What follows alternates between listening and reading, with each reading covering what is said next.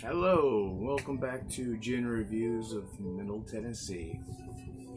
Tonight, this morning, I thought I would do a classic cocktail involving gin, known as the Negroni. A lot has been said of the Negroni recently.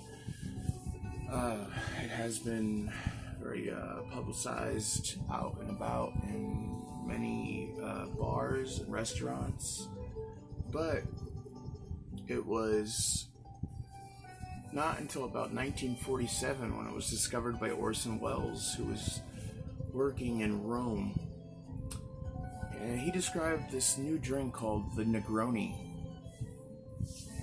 and he said, quote, "The bitters are excellent for your liver, the gin is bad for you. They balance each other out." So I thought tonight I would make one up, since I also do love a Negroni.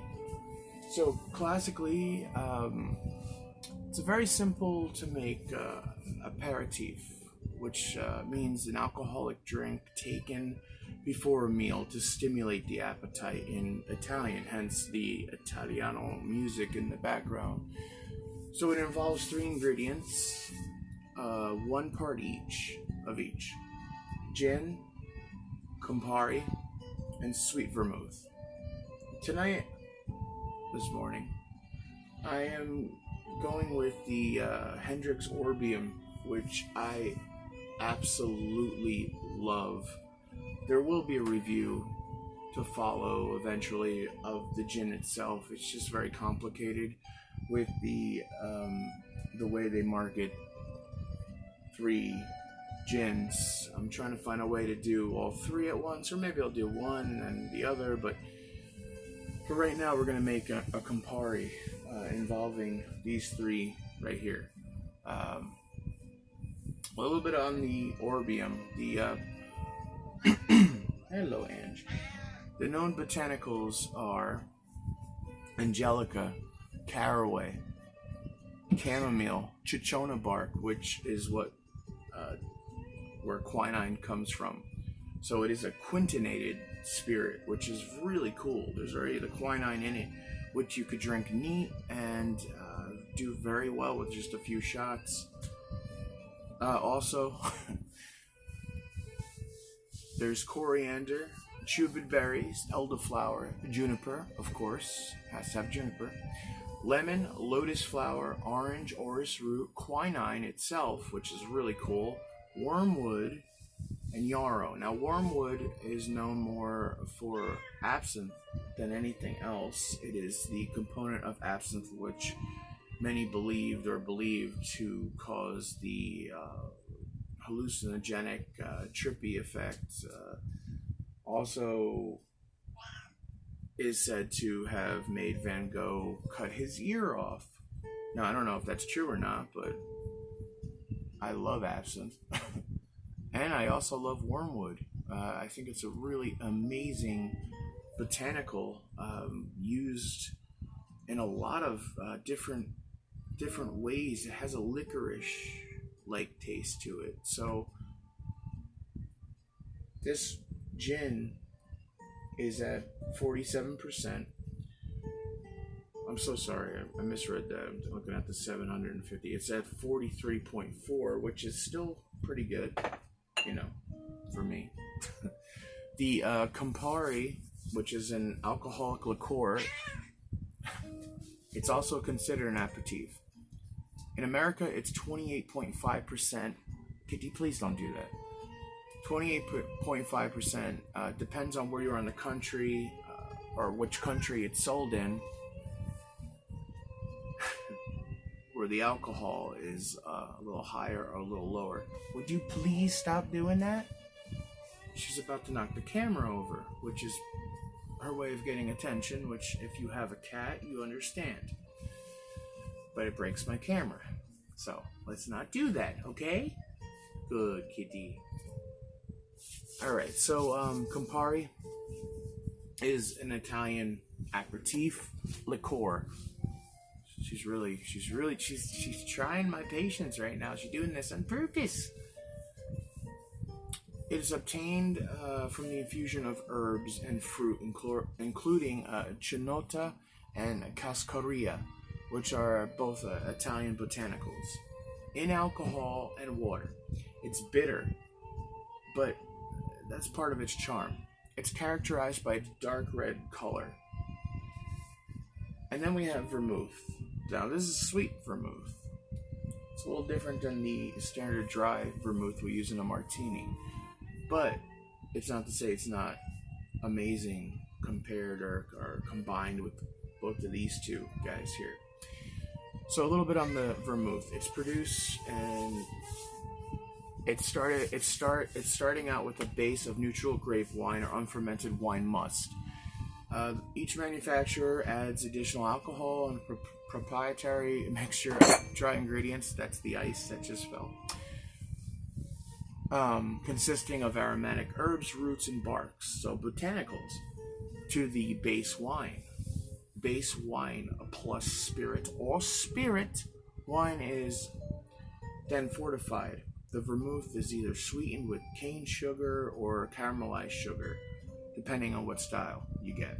So let's go back to the Negroni, the drink in question here that we're going to make. Now, a classic Negroni is a stirred drink, which is how we're going to prepare this morning. Because, oh, that was fun. Got a little bit of a flood going on over here. I do like myself a shaken, strained Negroni myself, but tonight I got it out. The ice was a little tricky there. We're going to go with the classical route of just stirring it and enjoying it. Well, now this ice is giving me a little bit of problem if you can't hear it. The other noise you hear in the background besides the music is Ange eating. Now she's done. Alright, let's see if I can knock this out. Hit it. Alright, so we got our ice and she got a little wet there.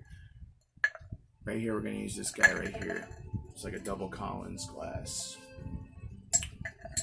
And like I said before, we are going to add 1 part. So I'm going to use the shotter. I always get a small bottle of Campari. I don't know why. It's not that I don't like it. It's just that it's on the higher end of an aperitif. I want to get right there on the line there. Okay, good. So we're gonna add this right here. So the small bottle, it sets me back $2.20. So I always figure you get actually 2 drinks out of the little bottle, and that's a great way for me to discover new gin concoctions with it. The Hendrick's Orbium here was actually named the best Negroni of 2019, which Sweet Vermouth is saying, a great bit, because the drink has been around for a long time. There is a lot more history on the drink itself, but there's a lot of big Italian words that I can't pronounce that well, so we're just gonna make the drink and drink it. Ooh, I love that. Alright, so the Orbium, which is amazing. We're gonna add that to our glass here. And we are going, let's put that Campari right there so we realize what we're doing here. We're going to stir. It looks a little better when I'm standing and stirring, but whatever. It's the same thing, I guess. Just a little bit leaned back. Does that make sense? I like to stir just for a little bit more than what you would think, just to let the ice do its job, cool it down, mix everything together. The garnish traditionally is an orange peel, but knowing me and knowing how I like citrus, I really, really, really just like to put a little bit of fresh orange into my Negroni, and put a little bit of that peel around the rim of the drink, just to appeal, make it appealing. There we are. All right, well, now, like I was saying before, I like it strained, so I am gonna actually strain this and use my strainer, and we're gonna put it right into this beautiful glass here that I haven't used yet on this group setting. So here we go. Here it is, the Negroni.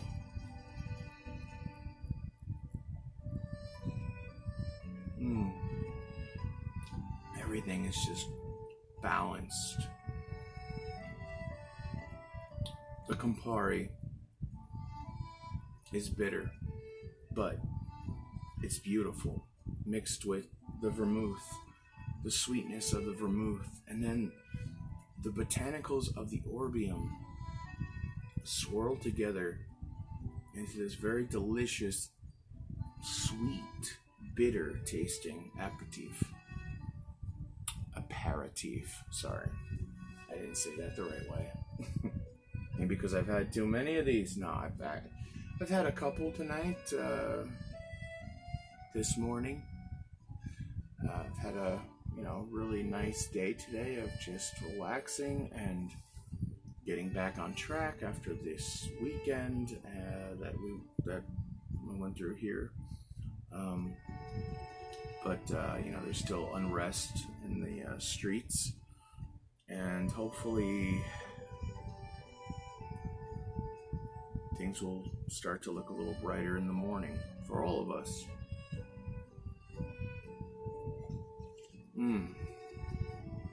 Well, you can use any gin that you'd like, or that you do like, for a Negroni.